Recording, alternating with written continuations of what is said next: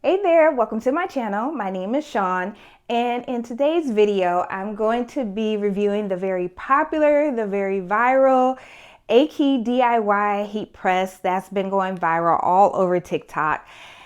And I'll go over everything that it comes with, and I also have a rhinestone transfer that I'm going to be pressing onto a shirt for a good friend of mine that I'm going to drop off to her sometime this week. But anywho, let's go over the details of the press. We'll turn it on. I'll show you the control panel, and then we'll get our shirt pressed. So it does come packaged very, very well. It comes with your instruction booklet here. Is very a very basic heat press, very standard. So it has, of course, your time, your temp. It has 3 mode settings, so you can program in settings that you use on a regular basis and just switch between those modes, and I'll show you that in just a few secs. But to go over the press, so this is a 15 by 15 heat press, and it does have the slide out platen at the bottom. And this press actually did come with this here mat for the bottom, but I took the mats from my previous press and put them on here just because they were a little bit thicker. And when I did first press with this, I didn't like the results, so I added these, and it seems to be working better for me. Now, I ended up purchasing this press because my previous heat press that I absolutely loved stopped working. It was the heating element, and the heating element cost more than a press, so no. I was like, well, I'll just get a new press. I knew that my HTV Ron Auto 2 heat press was going to be coming, but I needed something right away. I was using my Cricut Easy Press, and that just was not doing what I needed it to do. So I got this. I actually ordered it from Amazon because I was able to get it like the next day, I believe, and I needed a press right away, and it was very inexpensive. So there's that. But the only thing about this press, I would say that I don't like, well, the only 2 things that I don't like is, compared to my previous press, and I wish I wouldn't have threw it away so I could have did like a side by side, this bottom plate here is like very thin. So yeah, not saying that that's a bad thing because it is easy to move around. It's not too heavy, but this press doesn't seem as sturdy as my previous heat press. Now, not that it's not a decent press, but I just wanted to make you aware of that this platen here is very, very thin. My previous one was almost as thick as the top part here, like almost 1 inch thick, and this is just really, really thin. All right, and then the next thing that is a drawback for me is the handle. The handle is very small. I mean, again, it's your standard heat press, but I guess me comparing it to my previous heat press is the handle was a lot, it seemed like maybe the material that they use, it was just a lot more sturdy. Not that this moves or anything, but it's just like, it feels like if I put too much pressure and tried to use pressure to close this, I might break it. Like, that's how I feel. Not that, you know, anything has went wrong since I've been using it, but those are my only 2 drawbacks, is when I'm closing it where I need something with more pressure, I feel like I might break this handle. So I just wanted to put that out there. But overall, I feel like it is a very good maybe beginner press if you're looking for something inexpensive, something that you could get quick, something that has a larger size capacity as far as 15 by 15 for the size of the platen. And I mean, if it's a good backup machine as well. I'll probably keep it as a backup machine if something was to happen to my other heat press. again, I would recommend it if you just need something as a backup, something quick. You're just starting out. You know, this is a very basic beginner press. There's no bells and whistles on it. Like, what you see is what you get, okay? But what we're gonna do, I'm gonna go ahead and I'll show you the screen, get our time set up, and then I'll go ahead and get my shirt ready so we can go ahead and press our transfer onto our shirt so you can see how it turns out. Another thing I wanted to point out before we go to the screen, I'll give you a close-up of that, is your pressure is right here. So you just turn it, you know, whichever way if you need more or less pressure. So that is right here. So I'm gonna go ahead and bring you over here, get you up close and personal to the panel, and then we'll get our shirt pressed. So I'm gonna go ahead and turn the press on. The power button is right there, and actually it is already at the temperature that I need it. But let's say if I needed to change it, I would just go ahead to set, and I would either go ahead and press up or press down for whatever temperature that I need, and then I'll press set again, and then I can also adjust my seconds on the press. All right, and then it also has a mode button. So the mode button will actually let you program in 3 different temperatures and times. So say if you want to program in your rhinestones at 320 degrees for 30 seconds, and then you want to program in your sublimation 400 degrees for 60 seconds, and then you want to program, let's say, for iron-on patches, so about 300 degrees for about 25 seconds. You can do that with this here mode button, okay? And so I'm gonna just take it back to 320 degrees for 30 seconds. We'll let her warm up and get our shirt prepped to press. Now that we have the press warming up, I'm gonna go ahead and get my shirt ready so we can put this transfer on. And I'm also going to grab Teflon sheet because I'm going to need that. And actually I'm gonna need another Teflon sheet, one for the top and one for the inside. Give me one sec. Here we go. All right, so I'm gonna go ahead and get my t-shirt laid out, and I'm gonna be using my t-shirt ruler. I got this from Amazon, and if they still have it, I will definitely link it below.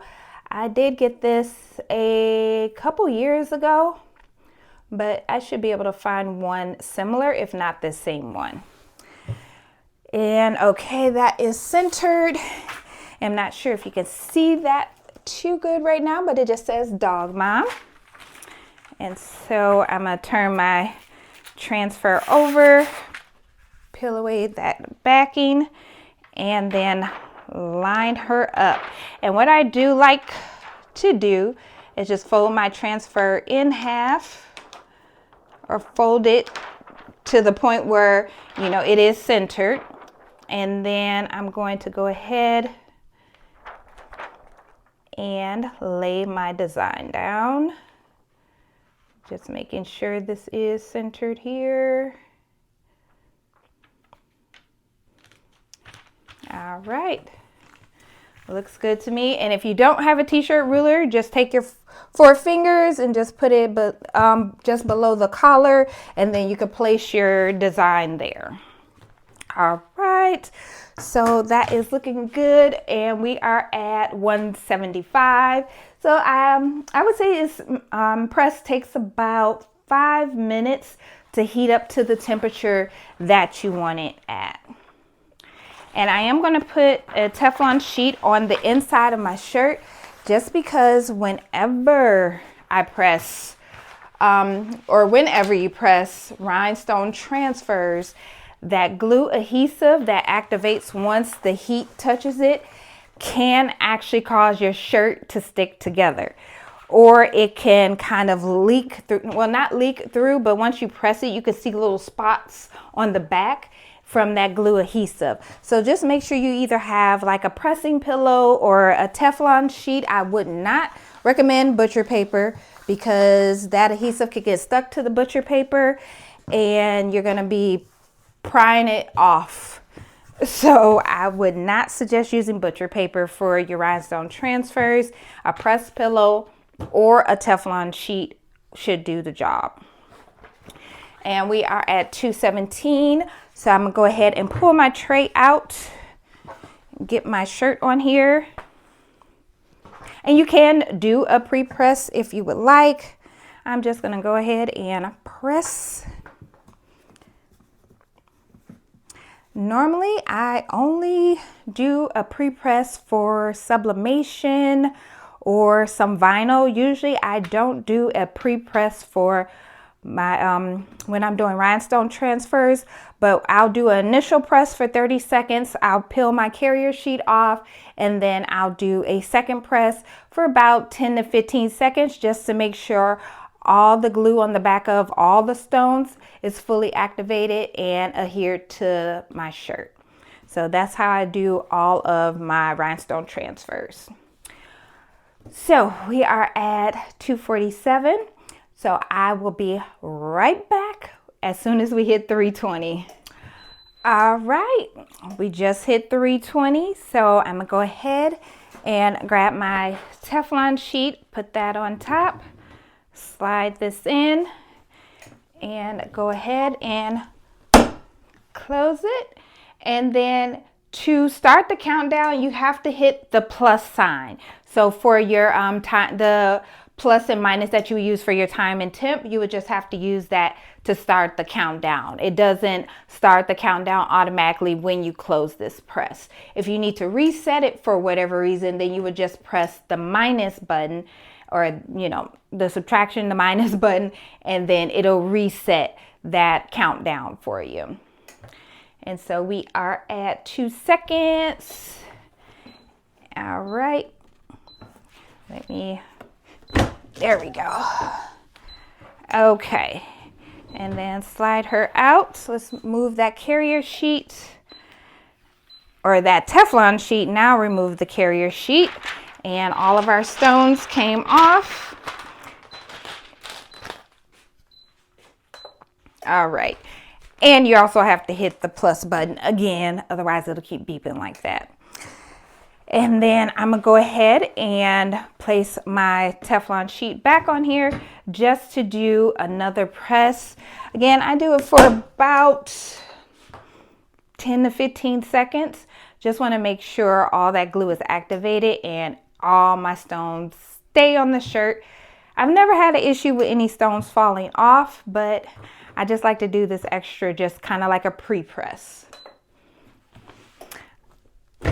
All right, and another thing that I don't like about the press, that it doesn't have a handle down here, whereas my previous press, I keep comparing it to my previous press because I just love that press, but it doesn't have a handle down here, so you have to be very careful because this top plate here is extremely hot. So I kind of hold it from the side, the bottom, and then open it up like that. So that's one thing that I don't like, is that it doesn't have a handle to pull out. It just kind of has a little grip here at the bottom, like a little handle underneath where you can pull it. And so then I'm gonna go ahead and see, this is what I mean by sometimes that glue will go through and stick. It's kind of just have to go in and lift it from that Teflon sheet. And you know what? I'm gonna go ahead and just press the bottom of it before I fold it up and all that stuff and get it packaged. I'm gonna go ahead and press it. But overall, again, it is a decent press. If you need some quick, if you just want to press, if you're new to maybe making t-shirts or doing sublimation, using DTF transfers, things like that, this would be a good press. But if you can wait, you know, a couple days or so, or a little bit longer, I would say put, you know, another bill, another $100 to the cost of this press, which I will link the press below. I want to say it's about 160, I believe, 140 to 160. They did have some coupons on Amazon where you got like $30 off. I don't know if that's still in there, but I'll make sure to link it below.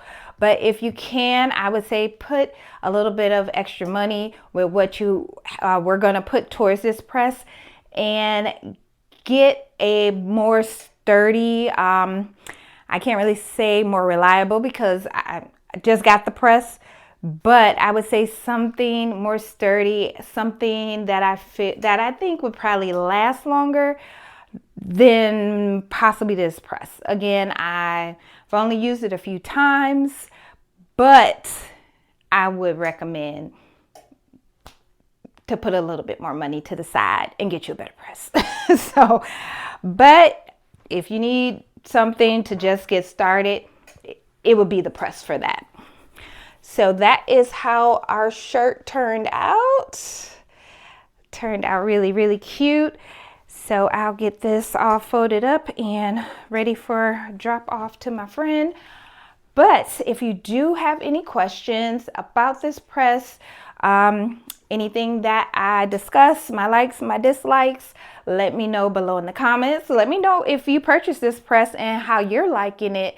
If you agree with some of the things I said, or if you disagree, that is fine too. But that was today's quick tutorial. So I will see you in the next video. Thank you so much for watching. And don't forget to hit that subscribe button and turn on the notification bell so you'll know when I post new content. I'll see you next time. Bye.